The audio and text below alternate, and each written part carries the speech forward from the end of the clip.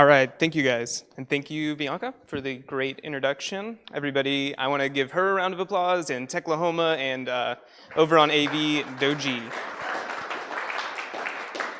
Like they said, they couldn't make this possible. We couldn't do this stuff without them, so I think, they're a really vital part of this, and we want to thank our sponsors whenever we have the chance to, so snaps to them. So I just want to get started. I want to kind of do a quick poll of the room. Show of hands, how many designers do we have out here today? All right, cool. So mostly designers. Do we have any developers? Yeah, a couple unicorns that do both design and develop, and any product people or QA or nice, awesome, great. Well, yeah, I think that this is a really relevant topic to a lot of different people. I think that you don't have to necessarily be a designer to conduct user interviews. If you're a developer and you want to learn more about your users, user interviews are a great way to do so, especially if you're at a smaller organization and you don't have, the full UX research department to help you do that. Like, please take what I talk about here and go put it into your organization. So yeah, like she said, I started out here in Oklahoma City. I went to OCU, did theater design there, and then got into app and web design, moved up to New Jersey for a while, worked at a consultant firm. Just so y'all have a little bit more background about me, worked at a consultant firm doing just UX work, and then moved back down to Oklahoma to work at Paycom for a short stint, and now I'm at Legal Shield as a product designer there. So sort of a windy road to get to where I am today, but I'm really excited to get in front of you guys and share some of my insight, and I hope that you guys can take away something from it that is useful. I know I'm just a dude up here with a microphone, so please don't look at me and be like, oh, this is some kind of master, he knows everything. I specifically picked this topic because it's something that I haven't done a lot of. I've done a couple user interviews, and I wanted to dive into it more and do a lot more research into it so that I could intelligently talk about it and bring it more into my organization. So if you have something that you're passionate about, I think I totally encourage people to come and do a talk about it, because that's a really good way to kind of pressure yourself to learn. Cool, so who knows what a user interview is? Yes? Oh, is this like you're answering? Oh, yeah, totally. This is it. You gotta answer. A user interview is when a designer or anyone from the firm reaches out to their target audience of what they're about to build a product for and talks to them about how they would use it and what are their goals of it. Totally, yeah, and thank you. Sorry for throwing you on the spot like that. And snaps for Victoria. Does anybody else have anything they want to add? Did that sound pretty concise? I mean, user interviews where you just want to learn about the person that you're trying to build something for, right? Gaia? I would add that it's gathering qualitative data for that qualitative, more subjective understanding of who the people using your product are. And it's a strategy for learning about the context of their full environment in which they're working. Yeah, totally. So learning about their environment, I think something that's really important is getting their perspective of things, taking a step back from your own perspective, because a lot of times, whenever we're the ones making these tough decisions on whether to go with, a button or an icon for something, it's good to take your own perspective out of it and think about that user that you're actually building it for, and conducting user interviews and going through those steps is a really important way to do so. So does anybody know about the format of user interviews generally? Anybody want to take a guess at it? So user interview isn't where you're hiring a job. It's not a place where you're I'm looking for a new designer, I'm gonna do a user interview. These guys know a lot about it. No, that's not it. That's kind of a silly example. But the idea is that you're trying to just get generally a 30-minute conversation where you sit down. Sometimes you'll take a team of 2 UX researchers or a UX researcher and a product person and sit with a user and take notes about kind of what they're going through. You'll have one person facilitating the conversation and one person note-taking, which is really important to know about. And Generally, you want to conduct about 5 to 8 of them to better understand just get a larger sample size. If you only talk to one user, they could be an extreme. You don't really know if they're an extreme power user. They could be an extreme, somebody who doesn't know a lot about technology, if we're talking specifically about technology. I also want to point out that user interviews don't have to be used just in a technology sense. Obviously, we're all here talking about design and tech. So that's kind of the background that we're coming from. But user interviews can be done at any point in time to just gain insight as to what people are thinking and what's going on in their brains. Cool, so for the sake of this presentation, I want to just get a sample product from somebody. Is there a product you can come up with just to give us some talking points? Somebody, a note-taking product, or what kind of feature do you see something being cool as? Anybody, just raise your hand or yell something out. A fitness app for your dog, okay, cool. Any other thoughts? Don't be shy. I want everybody to feel super comfortable, and also if you want to eat during the presentation, there's no rule about sitting down the entire presentation. I'll be offended if you sit down the whole time because that means you're just bored or something. I don't know. A service for zombies and werewolves to protect the ones that can kill. Oh, interesting. Yeah. So if you didn't hear, Grant said a service for zombies and werewolves to protect those that they love whenever they're transmuting or going off. So I think that's pretty cool. We'll go with that one. Let's roll with that. That's awesome. Okay, so we have our product. We have our idea of what our product is. We want to protect our family members after you transmute into a zombie or a werewolf. So the first part about conducting a user interview is to gather who your users are. You want to understand who that user base is. So, what do y'all think? What would be our user bases whenever we're talking about something like that? What's up, Ben? Go grab some food, sit down. Everybody say hi to Ben. Anybody? Yeah, zombies and werewolves, definitely. There is not... Yeah.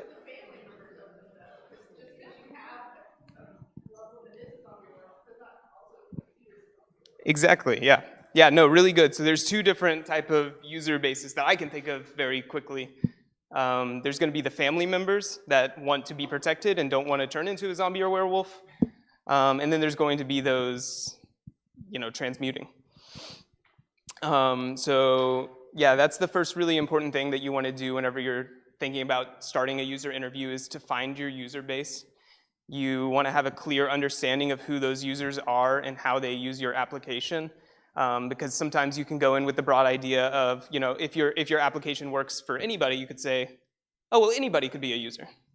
And that's not really always the case. You want to try and narrow it down so that you have a better idea of just where you're aiming with your product. You don't want to go so general that then you're building something for absolutely everybody. I think generally, if you spend some time thinking about it, you can find those user groups that you're actually working on your application for. So let's see. So we have our user base. The next thing we want to do is find a goal of our user interviews. So maybe with our application, we want to understand what happens to a family member whenever their loved one turns into a werewolf.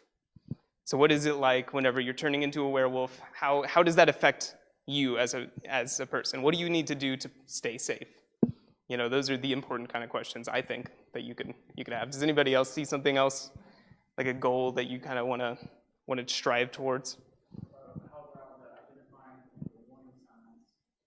Yeah, identifying the warning signs. That's a good idea. Yeah, so being able to understand what those warning signs are whenever somebody's going to transform.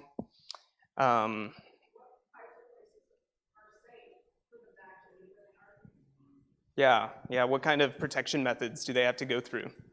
So those are all really good goals. And the point of making a really solid goal is you want to have something, again, it's like your user base. You want to be really kind of pointed in why you're doing these interviews. You want to be pointed in what you're trying to get out of it. You don't want to be so broad that you can talk about anything for 30 minutes.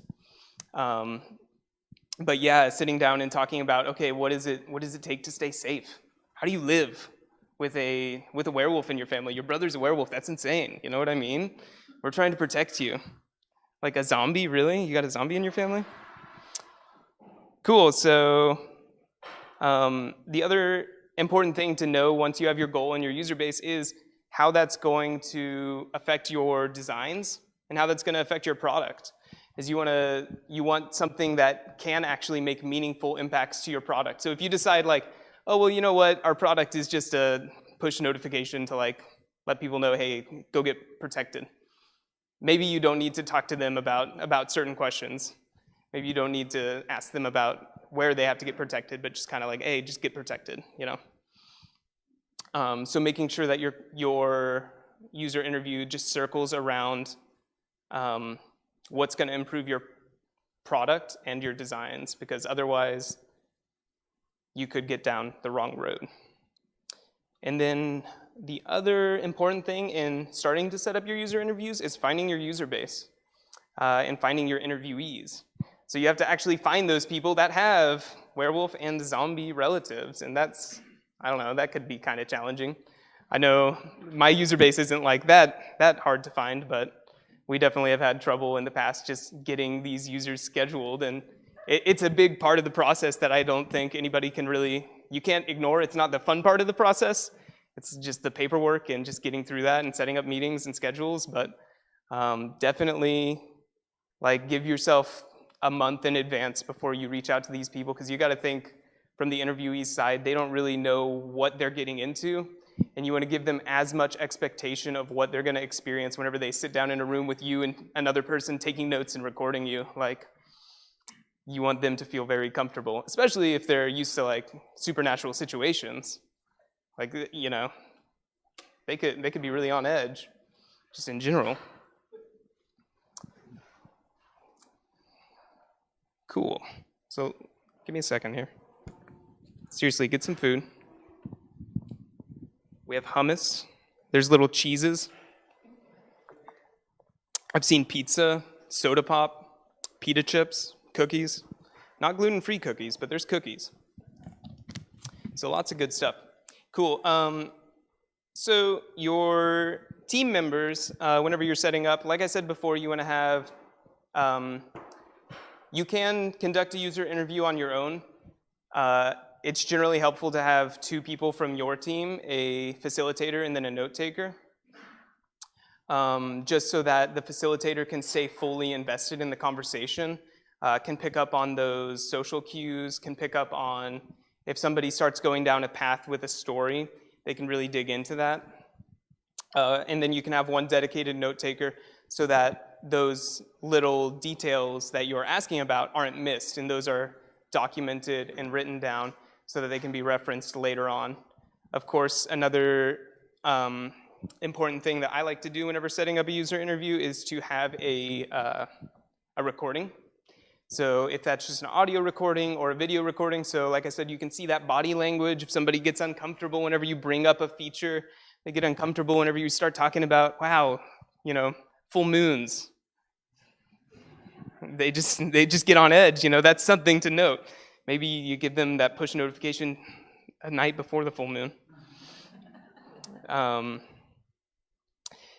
Yeah, and then it's also nice to have two different bodies in the room, just so that afterwards you can digest that information together. You can bounce, hey, what did you notice? I saw this. Do you think that really means anything? And kind of just, filter that information together through your brains. Your collective brains are stronger than one. Cool, so yeah, let's see. So we've got our user base. We got our goal. We scheduled some interviews. We found some people off the streets with zombie relatives. And then we gathered people from our team together so that we could actually conduct these interviews. The next thing to do is to start writing an interview guide or your questions that you're actually going to use throughout the interview. People do this in a lot of different ways. You can write it almost like a script to where almost everything that you say is kind of scripted and written out. And I don't personally like to do that. I like to do more of like general questions and guidelines. That way I can kind of like go down the rabbit hole if I want to. But yeah, if you're more comfortable with a full script, then this is the time where you can write out a script, write out your introduction for your users. So you always want to make sure that you make the interviewee feel very comfortable at the beginning.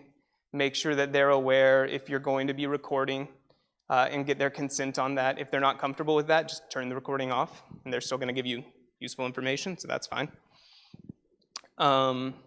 Maybe just focus on taking better notes if that happens. And then, yeah, so just make sure that they're very comfortable and that you kind of gather a good rapport with them before starting into any questions. So the first types of questions that you want to ask, I kind of call them the softball questions or the introductory questions. They're just questions just generally getting to know the person that you're interviewing. So you might not want to jump right away into like, gruesome stuff about a zombie relative. You want to talk about just, hey, who are you? Tell me about, Greg. Tell me about Greg. Who's Greg? What's going on, man?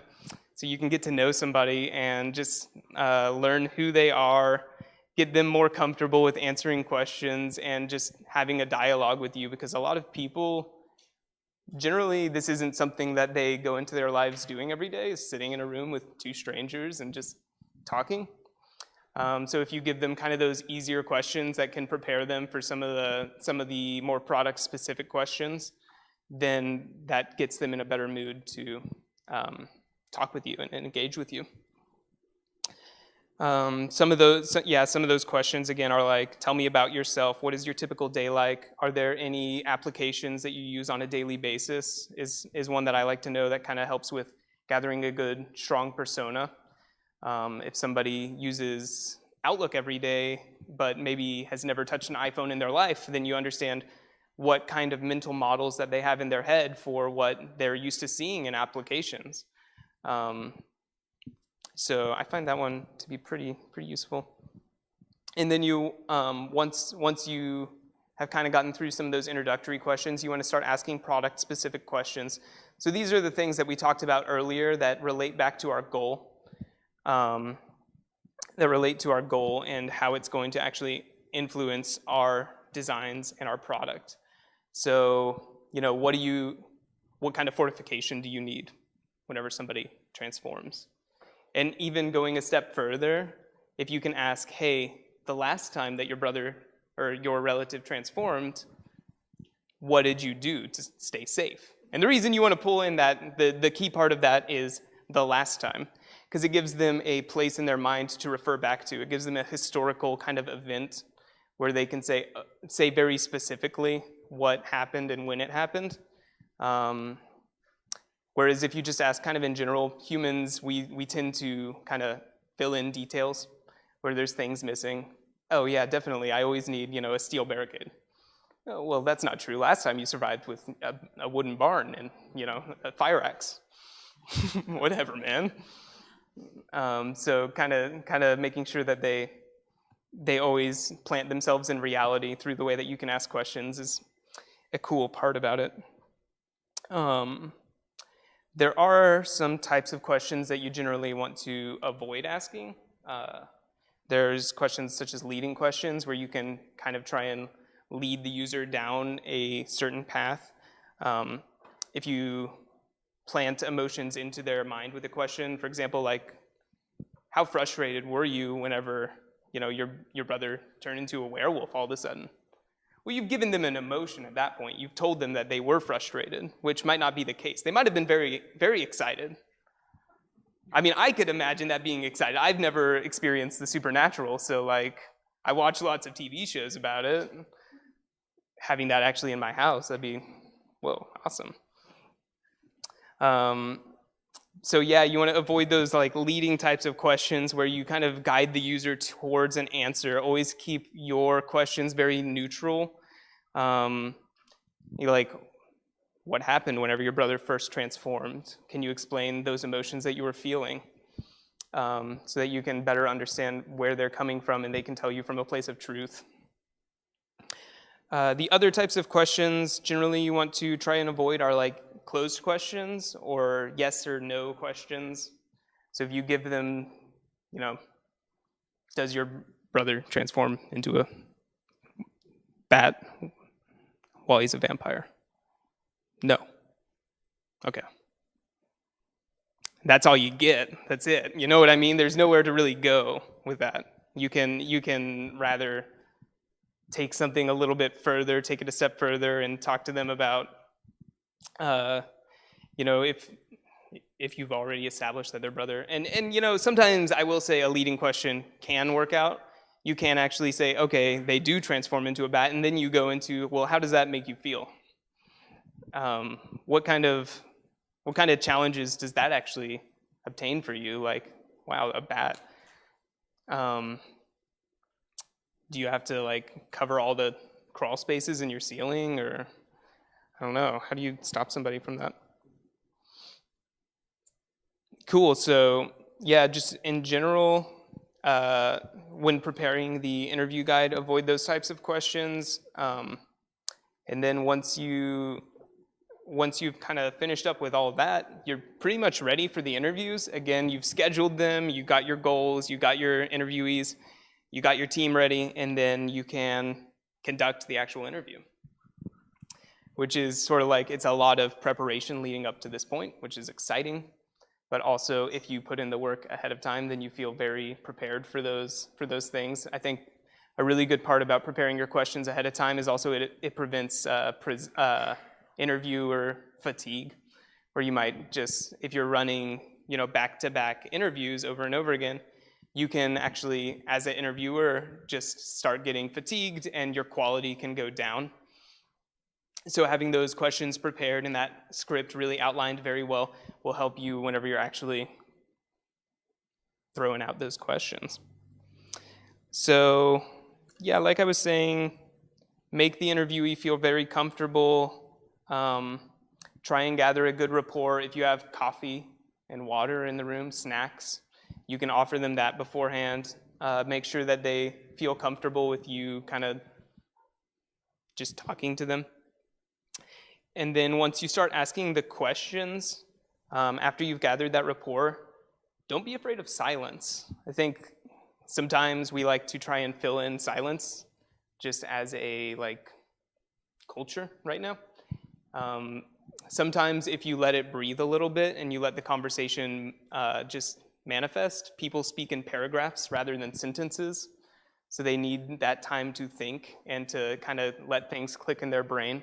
So if you let them kind of come to their own conclusion and you leave that silence, sometimes after that silence, you're going to find some of your more meaningful insights.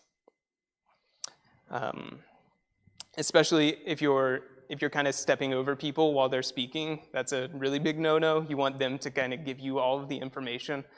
If you have a really good understanding of what you want your product to be and you start throwing in stuff about, oh, well, would you like a product that, let you just identify what this, and this does? Well, of course they're going to say yes because they want to make you feel good. They don't want you to feel really bad about it. They're going to people just in general try to make other people feel better about themselves. So it's really going to kind of try and influence their answers. So there's a trick about getting them to say stuff related to your product without actually directly asking them about your product.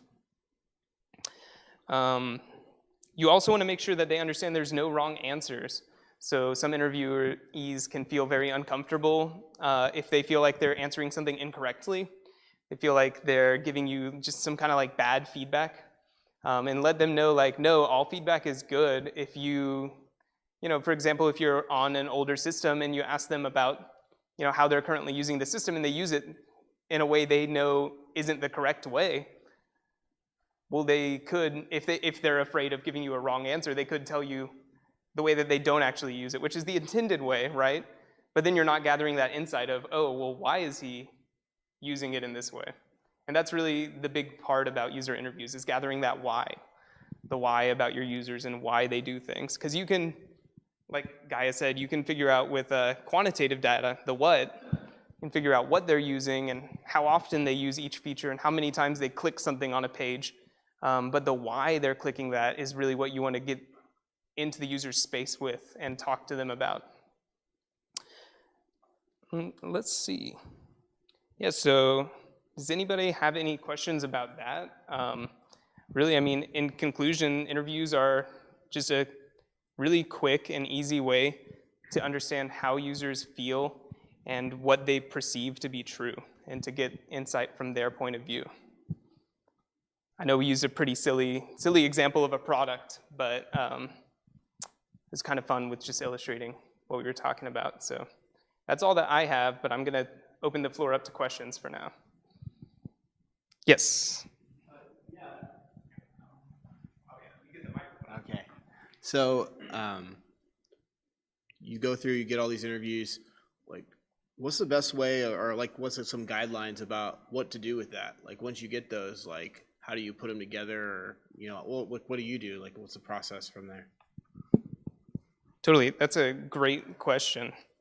And so and that's something I meant to talk about actually. After you get all of your interviews done, you want to look at that data together, and you want to kind of gather all those notes together and look at trends of what people might have said that might have become sort of a trend in the situation. If there's extremes, you might be able to sort of brush those ones off and understand that.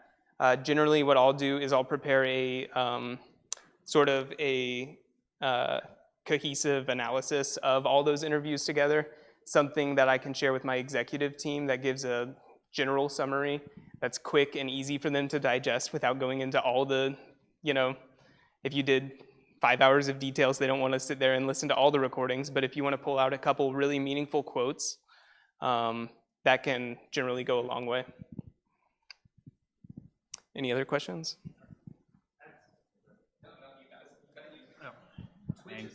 I just had something to comment on what we found is, like, if you couldn't record for some odd reason, the importance of debriefing with your other person that's in the room is very important, like doing it fresh.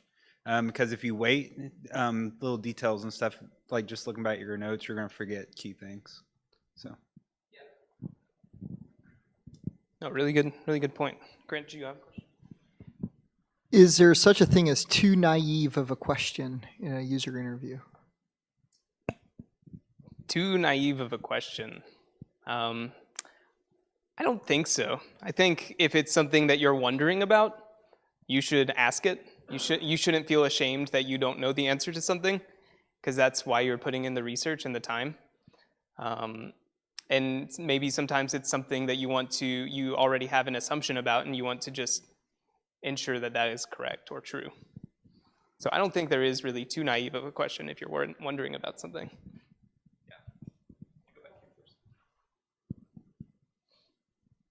No, I was just going to add to that.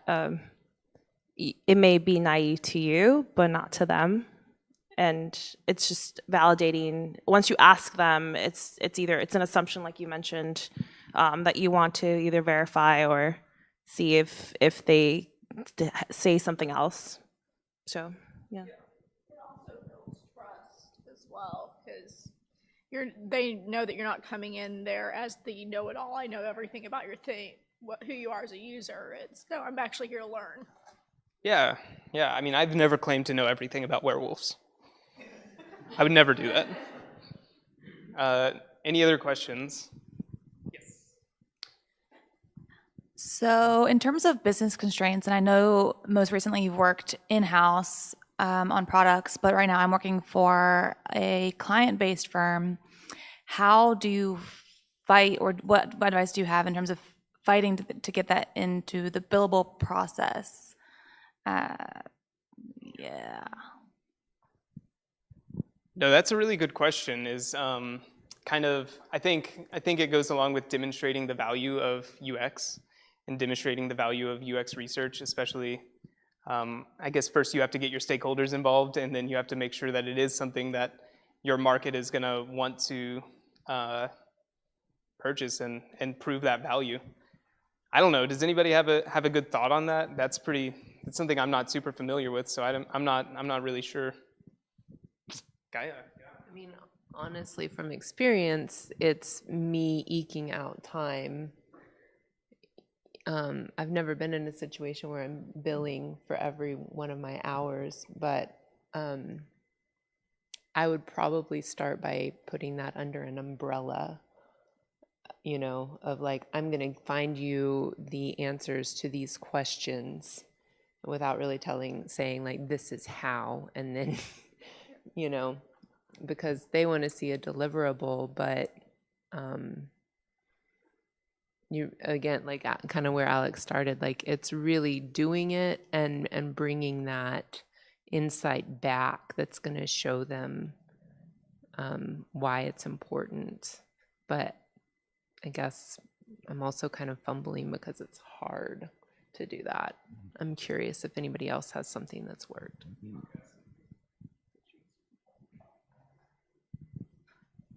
It is tough, especially when you're trying to sell UX to even your company internally.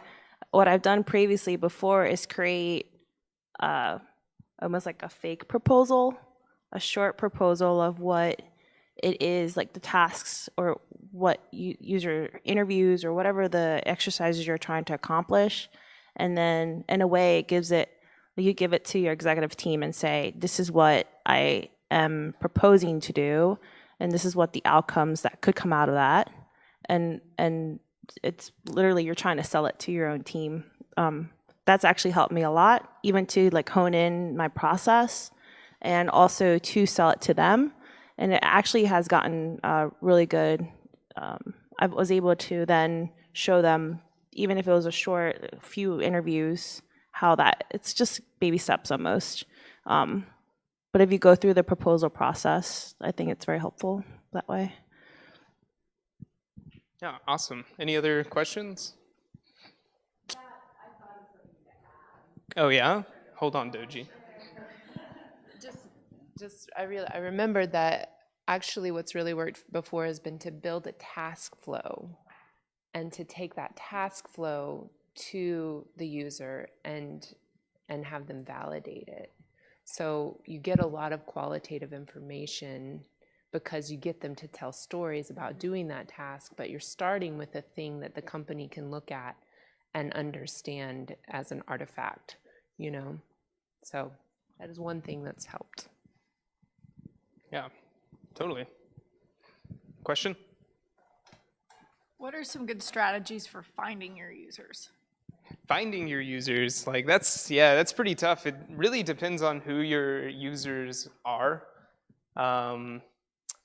But do you mean just like finding your users like in the world, or finding out who your user base is for your product? Probably more so the latter. Yeah. Like if you're doing, say, a new app or new product or something, and you're not quite sure where that market format would be, so look at time budgeting apps like that. Mm-hmm.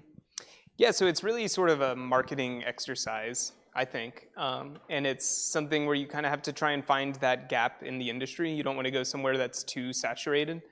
If you find out like, hey, you know, college students might be a really good area for this because college students have a lot of trouble doing time budgeting and managing that sort of stuff. The other side of that you have to consider is college students don't have money. So college students probably aren't going to pay a lot for a product. They want something free. They don't want something that's going to cost a lot. So I think it's a really tricky thing to find your user base. But it's really very important, I think, while starting up, especially a new idea or a new application, to be able to focus in on one area rather than a large area. And I would generally try and base it on just the pros and cons of that market. Okay, Doji's been waiting a long time for his question.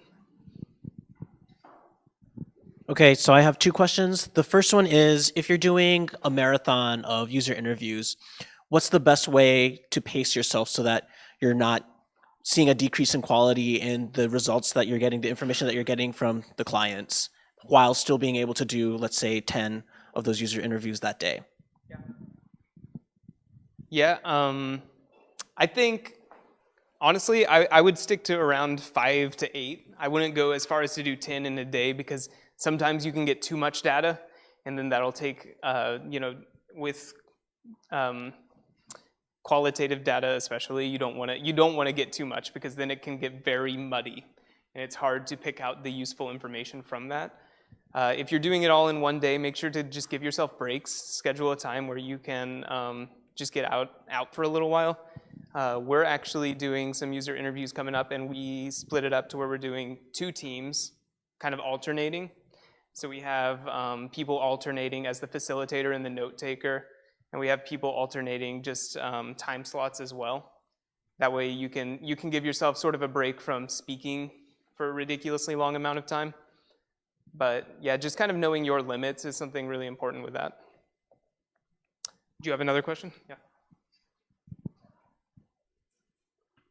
And then my last question would be, when it comes to user interviews, consent and consent forms are really important. How do you and your company manage their consent and consent forms? Yeah, right now we don't. My current company, we're just doing verbal consent. We're not going to do any kind of consent forms or anything like that. That can be really important. I think definitely like get with your legal team and understand your corporate kind of policies to understand where you lie within that structure. If you're at a startup, like, yeah, just send some emails and they'll be like, yeah, okay, whatever. But no, it is really, really important to make sure that they have a good understanding of what they're getting into by agreeing to this. And it's not something scary, but some people might think that it is without understanding what it is. Anybody else? All right, well, thank you all for listening to me ramble for a long time. Seriously, eat some food over there, some pizza. Cheese squares are awesome. One more quick question. Oh, Twitch question. All right. Is it up on the board or something? Oh, okay. Oh, my bad. I thought you were pointing. So this is a question from Twitch. It says, do you try to keep the interviews one-on-one? Do you find any benefit for small groups? Keep the interviews one-on-one versus small groups. Yeah, small groups can be useful. I generally try and do them one-on-one just because you want people to be fully honest with you. If somebody else is in the room with them, they can kind of influence them in a way. You know, you act differently in front of different people. I acted differently in front of all of you than I would in, last night I presented to my wife. It was a very different presentation then. I spent some time playing with my dog in the middle of it. So I think it's just important to know, like, people do interact differently based on the situations that they're in. So if you have, if you're interviewing a customer service person, but then you also have their boss in the room with them, they're going to answer those questions very differently than if that boss isn't in the room.